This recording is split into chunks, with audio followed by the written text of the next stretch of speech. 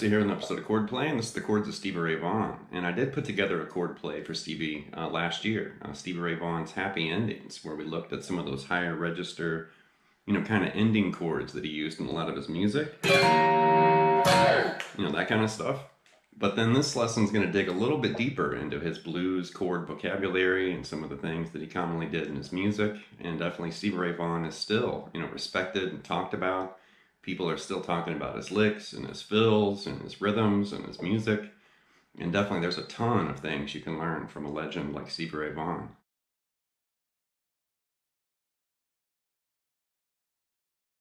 For this lesson, I decided to go a little bit deeper than just showing riffs from songs and talking about rhythm parts from certain songs. Even though there are specific, Stevie Ray Vaughan songs in this lesson. But I wanted to kind of show you a little bit more of, as far as tapping into his world and really understanding, where he would grab chords. And there's kind of a, a series of things that kind of popped up in his music, little habits and different things that he used chord-wise. And I wanted to tap into that to kind of help you see where he grabbed these little partial chords and fragments of chords. And you can find this in all blues, music, not just Stevie Ray Vaughan. In a lot of ways, he really was kind of a walking encyclopedia of blues. So if you learn something from Stevie Ray Vaughan, more than likely you're learning something from Albert King, or maybe Freddie King, Albert Collins, or B.B. King, or someone like that. The first thing we're going to jump into here, I actually did find a Stevie Ray Vaughan guitar lesson online, and it was on YouTube. It's like 15 minutes long or something like that, and he's breaking down some different things in that lesson. And during the lesson, he actually talks about his cover of Superstition, the old Stevie Wonder tune that he, wrote for Jeff Beck, but then he really, recorded and released it before Jeff Beck did. But that actually was a song for Jeff Beck originally, but then Stevie, recorded his own version. And then the next thing you know, Stevie Ray Vaughan recorded his own version. I think it was on the Live Alive album. But here's the clip of him playing through this rhythm part, and we're going to talk about the rhythm and the chord that he's using. But I wanted to give you kind of a heads up before we just jumped into this.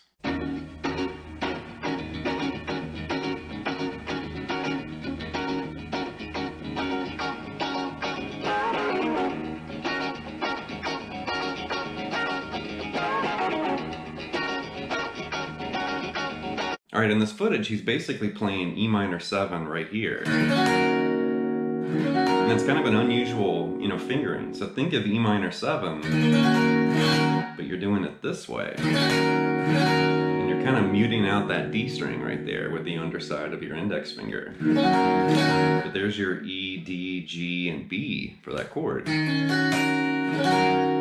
then he starts funking it out, scratching and sniffing through that chord.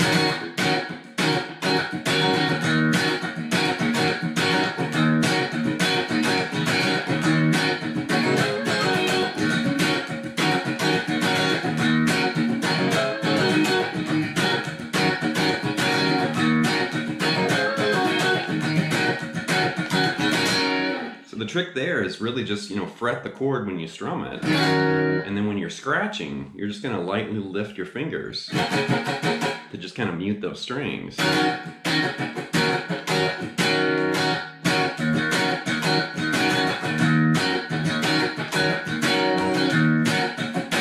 he starts adding those double stops, and that double stop bend up there. And Stevie Ray definitely loved double stops, bending through them and smearing them.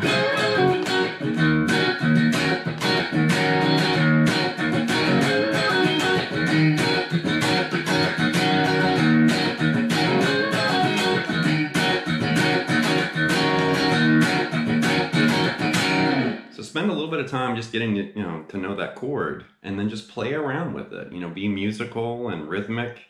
And just see what happens, and you can kind of start mixing lead lines with that chord part.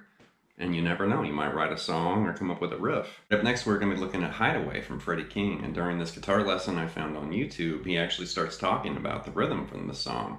And although Stevie Ray never actually officially recorded a studio version of this, he did play it live. And I think there was a version that popped up, like the remastered reissue of Couldn't Stand the Weather. I think Hideaway kind of showed up on that. But it's something like this, Stevie Ray Vaughan style.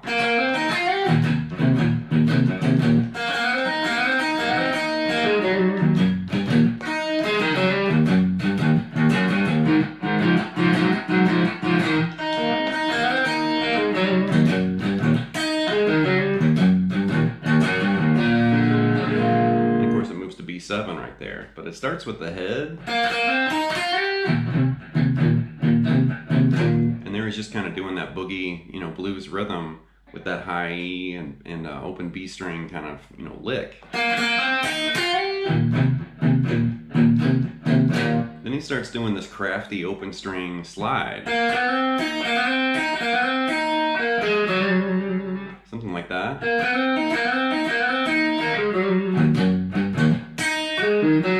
And right there he's also accenting the high E string with that hybrid picked kind of pluck. And he did that all the time, where he would kind of snap that string. Then it's going to move over to A. And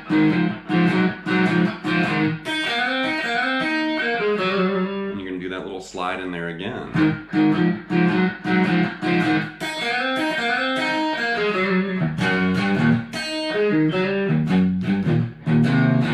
And eventually moves to B7. But here's a clip of him playing this during that guitar lesson I found on YouTube. Freddie King does Hideaway like.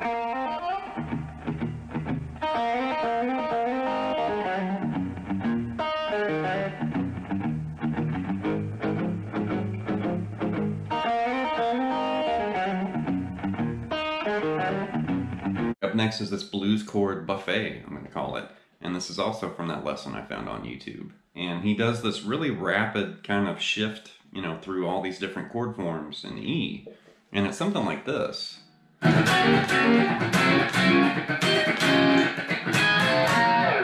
And we're going to slow it down, of course, but there you can see we're doing all these different fragments of chords in E. So that's basically E7 right there. And then he starts flirting with this E9 right here.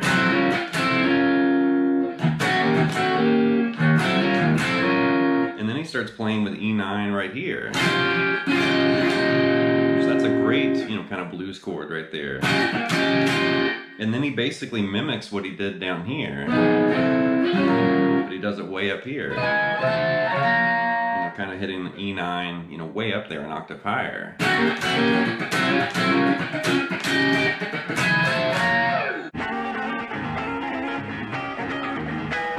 And next up, we're going to learn some of Stevie Ray Vaughan's favorite chords, and I'm going to map this out over a 1, 4, 5, and E to kind of help you see how he pieced together, you know, his rhythm parts, because definitely Stevie Ray, you know, if you look through a lot of his music, and this is all of his music, you know, from the beginning to the end, but he constantly had these little fragments and pieces and little chord clusters that he would grab.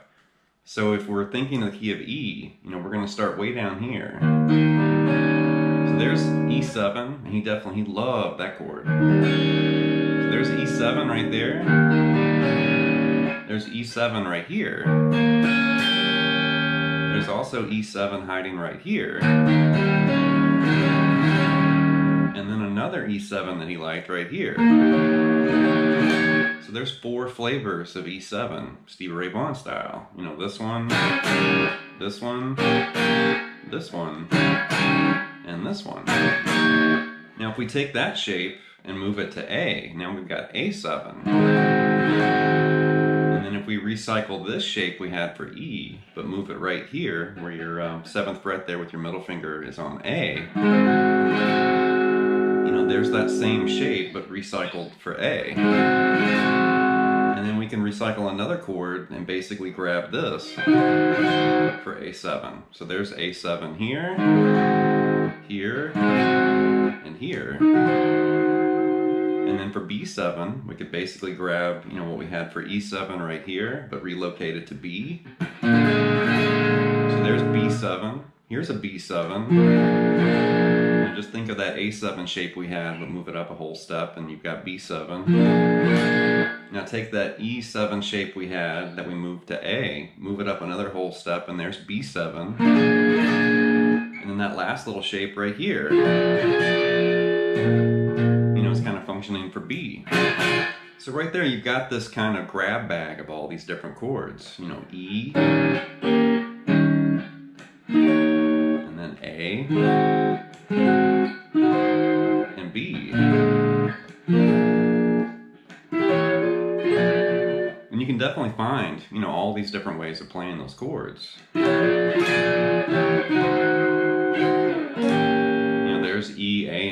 on the top strings. And there's E, A, and B, you know, on those middle strings. And then we could do it again right here if we wanted to. You know, and you could find E, A, and B, you know, way up there.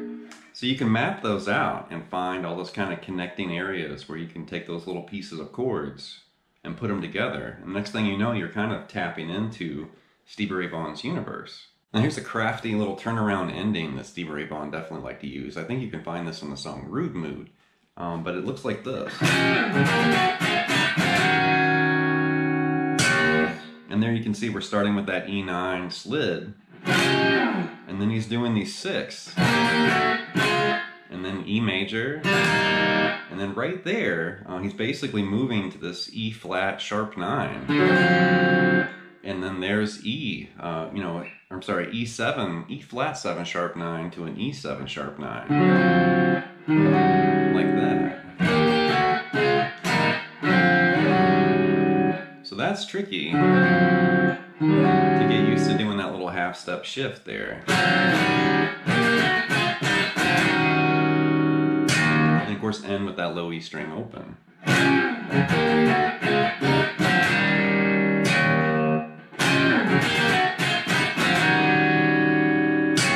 You know, and really snap that low E string too.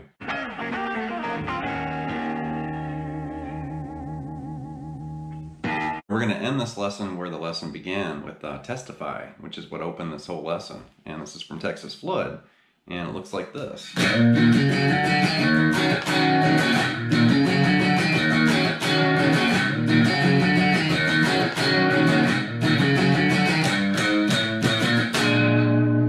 So there you can see we're kind of double picking our way through that single note riff.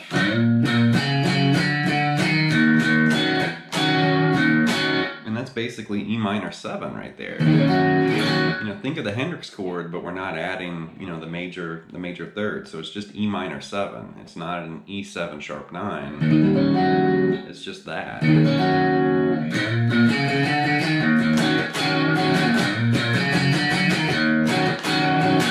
Something like that.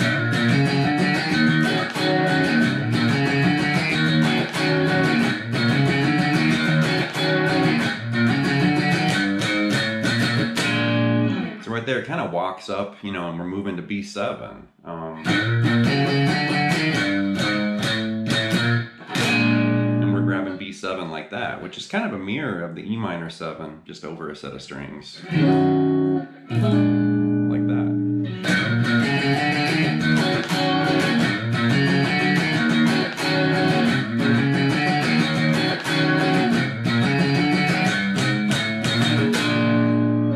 That's going to wrap this episode of Chordplay with the chords of Stevie Ray Vaughan, and definitely, you know, a legendary guitarist, very influential, very respected, and, you know, we're coming up on 30 years since he passed away. It was in 1990 when he was in that accident, and it's just crazy. You know, I've had so many students and friends and, you know, family members and all these different people I've talked to that love Stevie Ray Vaughan. They love his music, his tone, you know, his playing, his phrasing, licks, and just everything. You know, his style was just complete, and there's a reason why people still, you know, talk about him and they hold on to his legacy, because it really was that great and that important and influential.